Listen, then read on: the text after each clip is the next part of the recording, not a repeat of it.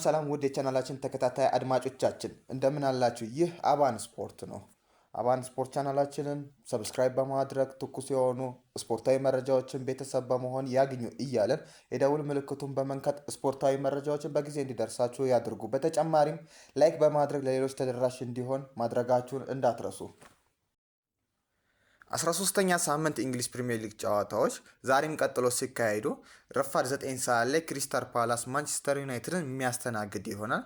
እንግዲህ ባሳለፍነው ሳምንት ማንቸስተር ዩናይትድ ከኤቨርተን ጋር በነበራቸው ጨዋታ ላይ ኤቨርተኖች በ13ኛ ደቂቃ ላይ ኢድሪስ ጋና ጉይ ባልተገባ ድርጊት ከሜዳ በቀይ ካርድ ተመልክቶ ከሜዳ ወጥቷል። ኤቨርተኖች በ83 ደቂቃ በ10 ተጫዋቾች ለመጫወት ቢገደዱ እንግዲህ ማንቸስተር ዩናይትድ 1-0 መሸነፉን እናስታውሳለን። ዛሬውስ ጨዋታ ምን ይመስላል? ክሪስታል ፓላስ በዘንድሮ ውድድር ዓመት እያሳየ ያለው አቋም አሪፍ የሚባል ደረጃ ላይ ነው። ማንቸስተር ዩናይትድም አንዳንድ ጌሞች ላይ አሪፍ ይሆናል፣ አንዳንድ ጌሞች ላይ ደግሞ የውጤት ማጣትን እያየንበት ነው። ማንቸስተር ዩናይትድ እንግዲህ በዛሬ ጨዋታ ክሪስታል ፓላስ ይከብደዋል ወይስ አይከብደውም የሚለውን ነገር የምንመለከት ይሆናል። እስኪ ስለ ዛሬው ጨዋታ የዛሬውስ ጨዋታ ምን ይመስላል? በተለይ ፓላስ በዘንድሮ ውድድር ዓመት ምርጥ ፎርም ላይ ያለ ይገኛል። አምና እንደምናውቀው ኮሚኒቲ ሺልድ እና ኤፍኤ ካፕ ማሸነፉን እናስታውሳለን። ኦሊቨር ግላስነር ምርጥ ቡድን እየገነባ ያለ ይገኛል፣ በአሁን በፓላስ ቤት ማለት ነው። ማንቸስተር ዩናይትድስ በአንጻሩ የውጤት ቀውስ ውስጥ ያለ ቲም ነው። እንግዲህ የዛሬው ጨዋታ ማንቸስተር ዩናይትድ ከዚህ ቀውስ ውስጥ ለመውጣት ማሸነፍ ይጠበቅበታል። የዛሬውስ ጨዋታ ምን የሚፈጠር ይመስልሃል? ማንቸስተር ዩናይትድ ያለፉትን 4 ጨዋታዎች ከፓላስ ጋር ባደረጉት የእርስ በርስ ግንኙነት ማሸነፍ አልቻለም። ከዛም የሚከፋው አንድም ጎል አላስቆጠረም በአራቱም ጨዋታዎች ላይ ማለት ነው። ሁሉንም ፓላስ አሸንፏል። አንድ አቻ ሲለያዩ 3ቱን አሸንፏል። በአራቱም ጨዋታዎች ላይ ዩናይትድ ጎል ሳያስቆጠር ነው የወጣው። በዛሬው ጨዋታ ሁለቱም ቡድኖች በተለይ በተመሳሳይ ፎርሜሽን የሚጫወቱ በመሆናቸው አሰልጣኞቹ ኦሊቨር ግላስነር እና ሩበን አሞሪም በ3-4-3 ፎርሜሽን የትኛው የበለጠ እየሰራ እንደሚገኝ የምንመለከትበት ጨዋታ ነው። በዚህኛው ፎርሜሽን እስካሁን ባሳዩት አቋም ፓላስ የተሻለ ነው።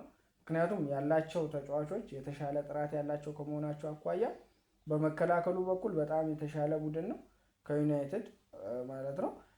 ይህም ማሳያው በተደረጉት 12 የእንግሊዝ ፕሪሚየር ሊግ ጨዋታዎች 9 ጎሎችን ያስተናገዱ ሲሆን ማንቸስተር በአንጻሩ ወደ 19 ጎሎችን አስተናግዷል። ኦሊቨር ግላስነር በጣም የተዋጣለት የአጫወት ስታይል እየተጠቀሙ ይገኛሉ፣ በ3-4-3 ፎርሜሽን ማለት ነው።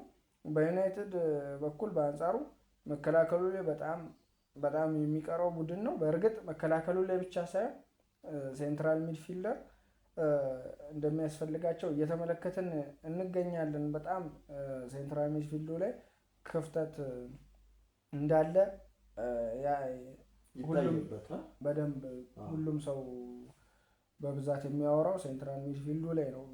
የማንቸስተር ክፍተት እዛ ጋ ነው። ዲፌንሱ ሌፍት ባክ እና ራይት ባኩ ማለት ነው።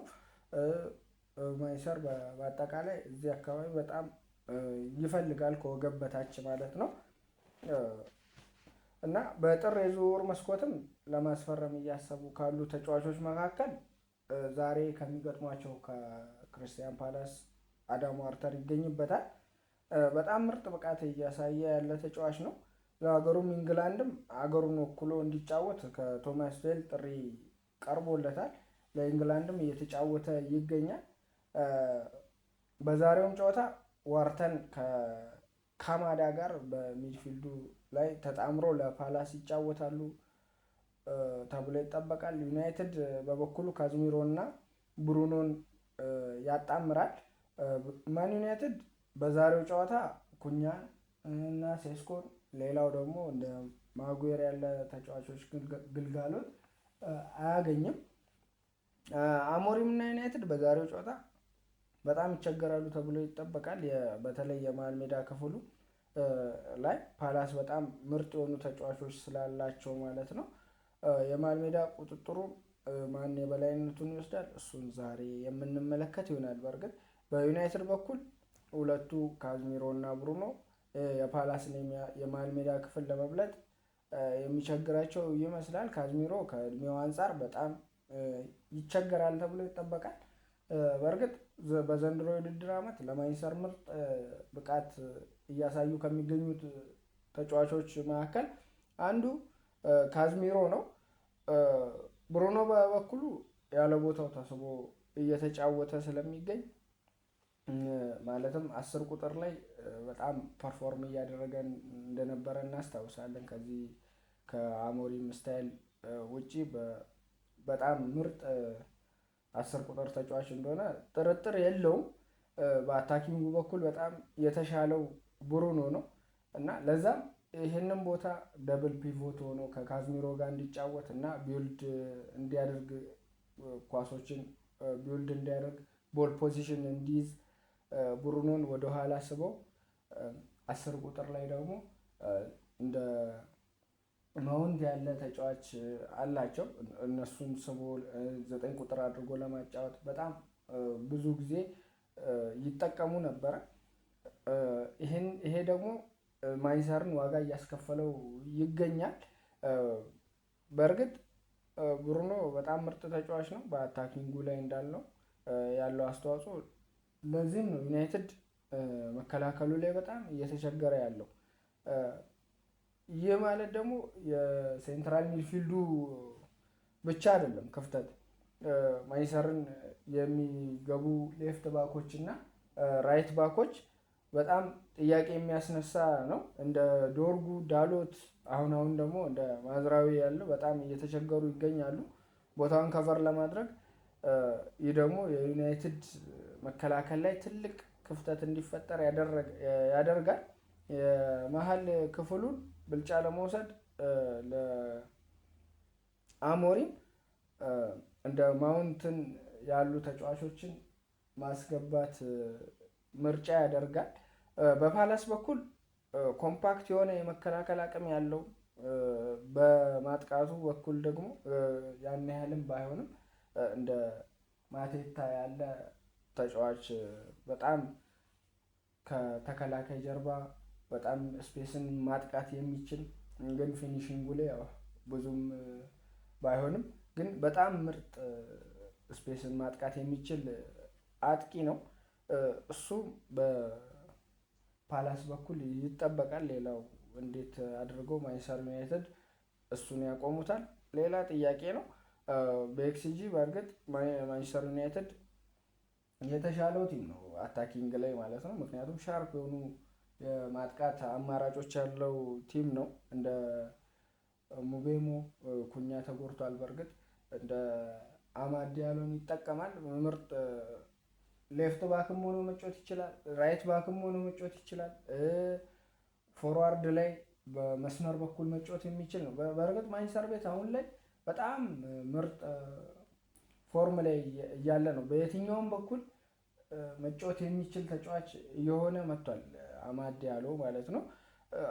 ከኩኛ ጋር አጣምሮ ሲያጫውታቸው ተመልክተናል። በራይት ዊንግ እና ራይት ባክ በኩል ማለት ነው። ሁለቱን አጣምሮ እና በጣም ምርጥ ጌም ሲያደርጉ ተመልክተናል ሁለቱ ማለት ነው። እና እሱን ፎርም አፍርሶ የኩኛ ለመኖር በእርግጥ አማድ ዲያሎን ስቦ በሌፍት በኩል እያጫወተ ይገኛል። አማድ ዲያሎን በራይት በኩል ደግሞ ራይት ዊንግ ማለት ነው ሙቤሞን ተጠቅሞ ሲጫወቱ ተመልክተናል። የኩኛን ክፍተት ከቨር ለማድረግ ማለት ነው። ግን የሁለቱ ጥምረት በጣም ምርጥ ነበረ። የምናስታውሰው ጨዋታ በቅርብ ከተካሄዱት ውስጥ እንደ ሊቨርፑልን ሲያሸንፉ ምን ያህል ጥምረት እንደነበራቸው የምናስታውስበት ነው እና ይሄ ደግሞ ማንቸስተርን የሁለቱን ጥምረት መበተን ምናልባት ቲሙን እየጎዳው ያለ ይመስላል። በአጠቃላይ ማንቸስተር በጣም ክፍተት ያለበት ቲም ነው። እንዴት በጥር የዝውውር መስኮት ትልቅ ዝውውሮችን ያካሂዳሉ ወይ? እሱ ሌላ ጥያቄ ነው። ምክንያቱም በጣም አጭር የዝውውር መስኮት ከመሆኑም አንጻር አንድ ቲም በመቶ ሚሊዮን ፓውንድ የሚለቅ 90 በጣም ውድ የሆነ ዋጋ የሚወጣ ተጫዋች የሚኖር አይመስለኝም በጥር የዝውውር መስኮት። ምክንያቱም አጭር ከመሆኑ አንጻር እንደዚህ አይነት ዝውውሮች ደግሞ ጊዜ ይፈልጋሉ። በጣም ዲል ስለሚፈልግ ይሄ ዝውውር በጣም ከባድ ያደርገዋል። በጥር የዝውውር መስኮት ትልልቅ ተጫዋቾችን ማምጣት ማለት ነው።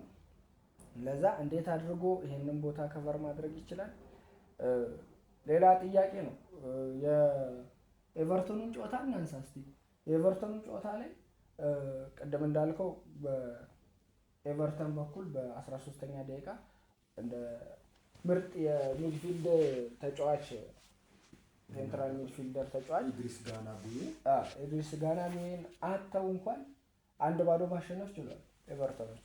በዛ ጨዋታ ላይ ማንቸስተር ዩናይትድ በጣም ትልቅ ትችት የደረሰበት ጨዋታ ነው። ይህም ደግሞ በታሪኩ ለመጀመሪያ ጊዜ ነው በቀይ ወጥቶበት አንድ ቡድን ማንቸስተር ዩናይትድ በሜዳው ድረስ መጥቶ ሲያሸንፈው ለመጀመሪያ ጊዜ በታሪኩ ለመጀመሪያ ጊዜ ነው። ይሄ ደግሞ በአሞሪም ላይ በጣም ትችትን እያመጣ ይገኛል። ምክንያቱም በአምስት ተከላካይ እየተጫወተ አንድ ተጫዋች ሲጎልል የሆነ ፎርሜሽንን ማስተካከል መቻል ነበረ። በጣም ጥያቄ የሚቀርብበት ለዛ ነው። 5 ተከላካይ ሙሉ ምን ይሰራል? አንድ ቲም ሲጎልበት መጉደሉ ብቻ አይደለም፣ በእርግጥ እየተመራም በ5 ተከላካይ ነበር ሲጫወት የነበረው ማንቸስተር እና ይሄ ነገር ደግሞ የኮቺንግ ስታፉ ላይ ጥያቄ የሚያስነሳ ነው። በጣም ጥያቄ እያስነሳ ያለ ነው። እንደ ኤቨርተን እኮ ዴቪድ ሞይስ ምንም አይነት ቅያሬ አላደረገም። በቀይ የወጣብህ በጣም ምርጥ ምትለው ሴንትራል ሚድፊልደር ተጫዋች። እንደዛም ሆኖ የማንቸስተርን ቅያሪ ተመልክቶ ለመቀየር ፈልጎ ይሁን ሮሎችን ነው እዛው ነው ታክቲካል ቅያሪ ነው ሊያደርግ የፈለገው ዴቪድ ሞይስ። እዛው የግሪሊሽንም ፎርሜሽን ያጫወት ስታይሉን እንዲቀይር ሁሉም ተጫዋቾች ያጫወት ስታይላቸውን እንዲቀይሩ አድርጓቸው በደንብ ወደ መሃሉ አጥብበው እንዲጫወቱ ፉልባኩን በደንብ እንዲያግዙ የተደረገ ባህሪ ራሱ በጣም ሲፈትናቸው ነበር። በጣም ማለት ነው የመጀመሪያ ሃይ ቦል እንዲጫወቱ እንደ ምርጥ ኒክ ፖፕ ያለ በረኛ ሹት ስቶፐር ነው እሱ። በጣም ኳሶችን የማውጣት አቅም አለው። ኳሶችን በማውጣት ባህሪ ነበር የመጀመሪያ ፈርስት ተቹን እያደረገ ሲገኝ የነበረው እና ማንቸስተር እንዴት ነው ለምንድን ነው አሞሪም በ5 ተከላካይ የሚጫወተው የሚለው በጣም ጥያቄ አስነስቶበት ነበረ። በእርግጥ በዛሬው ጨዋታስ ይቸገራሉ ወይ የሚለው በጣም ነው የሚቸገሩት። ምክንያቱም የፓላስ የመከላከል አቅሙ በጣም ኮምፓክት ከመሆኑ አንጻር ማለት ነው በጣም የተሻለ ከመሆኑ አንጻር ከኤቨርተንም በእርግጥ ኤቨርተን ሎው ብሎክ ነው የሚጫወተው። ፓላስ ግን ፖል ፖዚሽናል ነው በደንብ ምርጥ አሁን እያሳየ ያለው እንትን በጣም ምርጥ ነው እና ይሄ ጨዋታ ለኤቨርተን ለፓላስ በእኔ በኩል የተሻለ ግምት ሰጠዋለሁ። ምክንያቱም በሜዳውም ከመሆኑ አንጻር እና ማንቸስተር ምን ይፈጥራል የሚለውን እስቲ የምንመለከት ይሆናል ዛሬ 9 ሰዓት ተኩል ላይ ማለት ነው። በሌላ ጨዋታ በውጤት ቀውስ ውስጥ የሚገኘው በሜዳም ከሜዳ ውጭም ነጥብ እየጣለ የሚገኘውን ሊቨርፑል 11 ሰዓት ሲል ከሜዳ ውጭ ተጉዞ ዌስትሃምን ይገጥማል። ሊቨርፑል ይህን ጨዋታ አሸንፎ በትንሹም ቢሆን ያገግማል ወይ? ሌላ ጥያቄ ነው። በዌስትሃም እና በሊቨርፑል መካከል የሚደረገውን እስኪ ዛሬ ጨዋታው የምናየው ይሆናል። የሊቨርፑል አርነ ስሎት በዛሬው ጨዋታ ነጥብ የሚጥል ከሆነ በጣም አጣብቂኝ ውስጥ ይገባል። ለዛም የዛሬውን ጨዋታ የማሸነፍ ግዴታ ውስጥ ገብቷል እና ይህን ጨዋታ አንተ እንዴት ታየዋለህ? የአርነ ስሎት ሊቨርፑል በጣም ከባድ የውጤት ቀውስ ውስጥ ይገኛል። አርነ ስሎት በጣም ጥያቄ የተነሳባቸው ነው። ይህም ጨዋታ አሸንፎ በጥቂቱም ቢሆን ማገገም አለባቸው።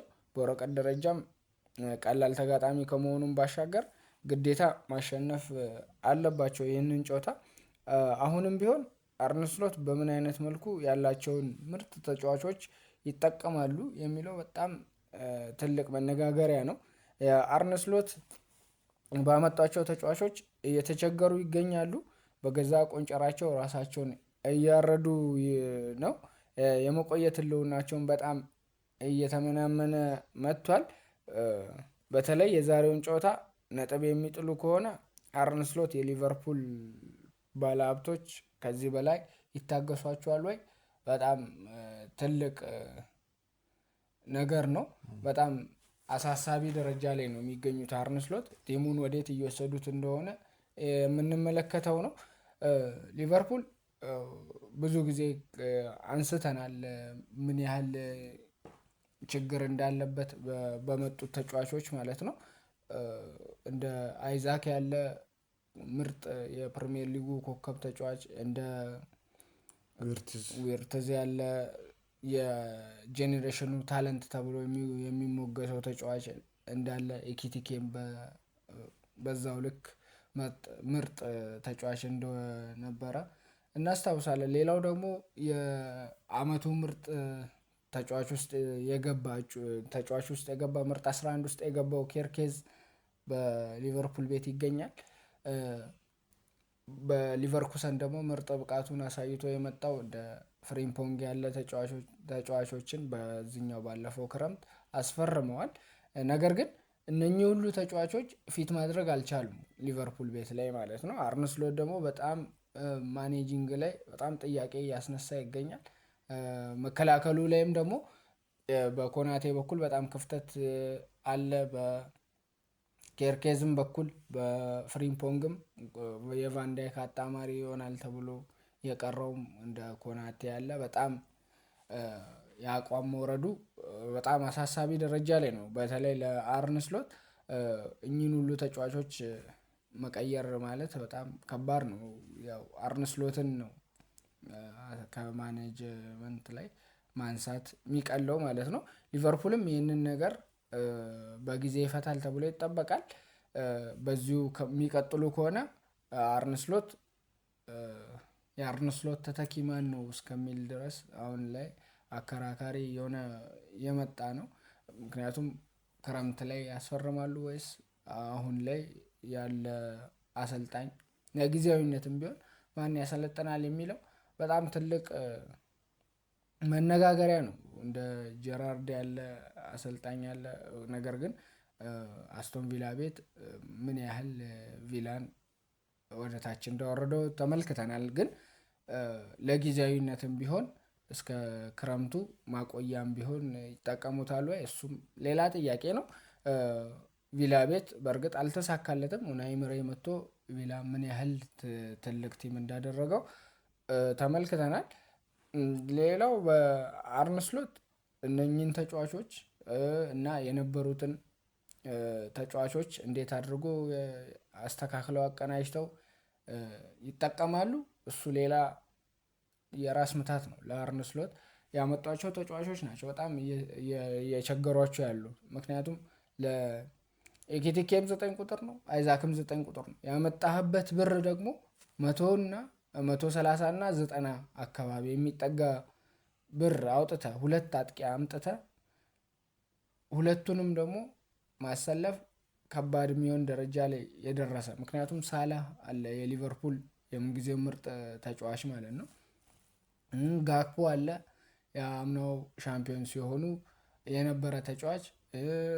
መሀል ላይ ደግሞ ሶስቱ ብዙ ጊዜ የሚጠራ አሁን ላይ ምርጥ ሚድፊልደሮች እንደ ሶቦዝ ላይ ያለ ማካሊስተር እና ግራቨንበርክን ነክተ ከዛ ዊርትዝን አስገብተ መሀል ላይ መሀሉን መበጥበጥ ሌላም የራስ ምታት ነው። ምክንያቱም ዊርትዝ እስካሁን ድረስ ፊት አላደረገም ለሊቨርፑል ላይ ማለት ነው። በፕሪሚየር ሊጉ ትንሽ የከበደው ይመስላል እና ይሄኛውን ጨዋታ በምን አይነት መልኩ ይወጡታል እና ደግሞ የአሰልጣኝነታቸው ጉዳይ ደግሞ በምን አይነት መልኩ ቀርፈው ውጤታማ ይሆናሉ በጣም ከባድ ነው። ምክንያቱም ፕሪሚየር ሊጉ እየከበደ ነው የመጣው። ዌስትሃምም አሁን ከመውረድ አደጋ ውስጥ የሚገኝ ቲም ነው እና ከዛ ደግሞ ለመውጣት ግዴታ ይሄንን ጨዋታ ማሸነፍ ይጠበቅበታል። ለዛ ዌስትሃምም ጠንክሮ ይመጣል። ምክንያቱም ካለፉት 3 ጨዋታዎች ሁለቱን አሸንፎ አንዱን ነው ነጥብ ጥሎ የመጣው ማለት ነው። አልተሸነፈም በ3ቱም ጨዋታ። ዌስትሃም ጥሩ ፎርም ላይ እየመጣ ያለ ይመስላል። ለዛ ደግሞ ሊቨርፑል ትንሽ ጨዋታው ካለው ከከረንት ፐርፎርማንስ አንጻር ይከብደዋል ተብሎ ይጠበቃል። ነገር ግን ሊቨርፑል በዌስትሃም ላይ ትልቅ የበላይነት አለው። ያለፈው ዓመትም ብናስታውስ 5-0 አሸንፎታል። ይሄን ያህል ነው። 5 እያገባ ነው ሊቨርፑል ዌስትሃምን የሚያሸንፈው። ነገር ግን ዘንድሮ እያሳየ ባለው አቋም ምክንያት በጣም ለሊቨርፑል መጥፎ የውድድር ዓመት ይመስላል። ለዛ ነው አርነ ስሎት ጥያቄ ውስጥ እየገባ ያለው። ደጋፊውም ባለፈው በፒኤስቪ 4-0 ሲሸነፉ የዛኔ 80 ምናምን ላይ ነው ደጋፊ ጥሎ መውጣት የጀመረው በሜዳው ማለት ነው። በሜዳው ደጋፊው ጥሎ ሲወጣ ማለት ነው። እና የሊቨርፑል ደጋፊዎች ማለት ነው በዚህ ልክ ታይቶ አይታወቅም። ጥሎ አይወጣም ቲማቸው ምን ያህል የሊቨርፑል ሜዳ ምን ያህል እንደሚያስፈራ በጣም ሁሉም አሰልጣኞች የሚፈሩት ሜዳ አንፊልድ ነው እና አርነ ስሎት ግን ይህንን አንፊልድ ወደ ተራ ስቴዲየም አድርጎ እየቀየረው ነው። ምክንያቱም ካለፉት 12 ጨዋታዎች 9 ሲሸነፍ ከ9ኙ ደግሞ 4ቱን በሜዳው የተሸነፈው 4ቱን በሜዳው ማለት ነው። በአንፊልድ ምን ያህል እየቀዘቀዘ እንደመጣ እና ድባቡም እየወረደ እየመጣ እንዳለ የሚታይ ነው። ለዛም ነው የክለቡ ባለሀብቶች ሊቨርፑል ሌላ አሰልጣኝ ለመፈለግ እንቅስቃሴ እያደረጉ የሚዲያውም ተጽዕኖ አለ። በእርግጥ እሱም አለ እና ደጋፊውም ደግሞ እስካሁን ድረስ ተቃውሞ አላነሳም። ምክንያቱም አምና ሻምፒዮን የሆነ አሰልጣኝ ነው። በዛን ሰዓትም ግማሾቹ አርነ ስሎት በቃ የክሎፕ ተተኪ ምርጥ ተተኪ ያገኘን ብለው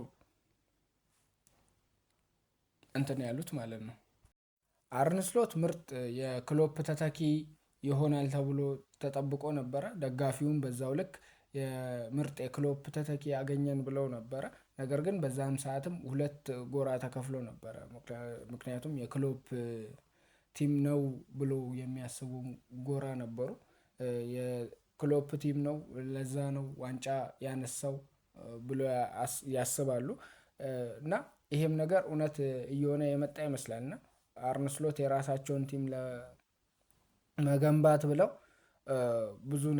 ብዙ ተጫዋቾችን አምጥተዋል እና ያንን ደግሞ የክሎፕን ቲም እንደ አዲስ አፍርሰው ለመስራት በጣም እየተቸገሩ ያሉ ናቸው። እና ይሄ ነገር ደግሞ አሁን ላይ ነገሮች እንዳለ በተቃውሞ ይነሳሉ ተብሎ የሚጠበቁት ከዛሬው ጨዋታ በኋላ ሜቢ የሚሸነፉ ከሆነ ደጋፊውም ተቃውሞ የሚያነሳ ይሆናል ተብሎ ይጠበቃል። በጣም የቲሙን የቆዩ ሪከርዶችን በመጥፎ ታሪክ የቆዩ ሪከርዶችን እያመጣ ይገኛል።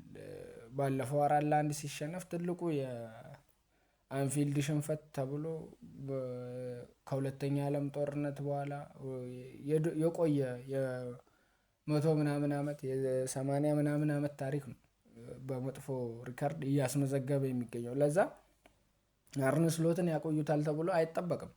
በዚሁ የሚቀጥል ከሆነ አንድ ጨዋታ ቫልዩ ይኖረዋል ለአርነ ስሎት። አንድ ጨዋታ የሚሸነፍ ከሆነ የመባረሩ ነገር በዛው ልክ እየሰፋ ይመጣል ማለት ነው። በዚህኛው የውድድር ዓመት በጣም ሊቨርፑል በጣም እየወረደ እንደውም እነዛን ሁሉ ተጫዋች ሲያስፈርም ዘንድሮም ይደግማል ተብሎ ነበር ዋንጫውን። ምክንያቱም የመጡት ጥራት ያላቸው ናቸው። አምናም እያሳዩ በነበሩ ፐርፎርማንስ መሰረት እና የጨመሯቸውም ተጫዋች ብዛት ጥራት ደግሞ ለዋንጫ ተጠባቂ አድርጓቸው ነበር። ነገር ግን አሁን ላይ ደግሞ በጣም የወረደውን ሊቨርፑል ነው እየተመለከትን ያለ ነው። በቃ ነጥብ መጣሉ ላይ ተያይዞታል በጣም ነው። እና በፕሪሚየር ሊጉ ያው ከ12 ጨዋታ 6 አሸነፈ 6 ተሸነፈ፣ እኩል በኩል ማለት ነው። 6 ተሸነፈ 6 አሸነፈ። ይሄ ደግሞ በጣም ከባድ ነው ለዋንጫ ለሚፎካከር ቲም። ደግሞ በዚህ በግማሽ ግማሽ እየተሸነፍክ ግማሽ እያሸነፍክ የምትሄድ ከሆነ የዋንጫ ቲም አይደለም የዋንጫ ቲም ኢሮፓ ተሳትፎ ለማግኘትም ትንሽ የሚከብድ ይሆናል ማለት ነው። እና ሊቨርፑል አርነ ስሎትን እስከምን ያህል ጊዜ ይጠብቁታል? ይሄም አንድ ነገር ነው፣ ከባድ ያደርገዋል ማለት ነው። እስከ ፕሮግራማችን ፍጻሜ ድረስ አብረናችሁ የቆየ ነው እኔ አኒስ አህመድ እና አብርሃም ዳንኤል ነበር። አብራችሁን ስለነበራችሁ ከልብ እናመሰግናለን። ሰብስክራይብ ያላደረጋችሁ ሰብስክራይብ አድርጉ። ሰብስክራይብ ያደረጋችሁ ደግሞ ተጨማሪ መረጃ እንዲደርሳችሁ የደውሉን ምልክቱን ተጫኑ። የዛሬ ፕሮግራማችን ይህን ይመስላል። መልካም ቀን ይሁንላችሁ።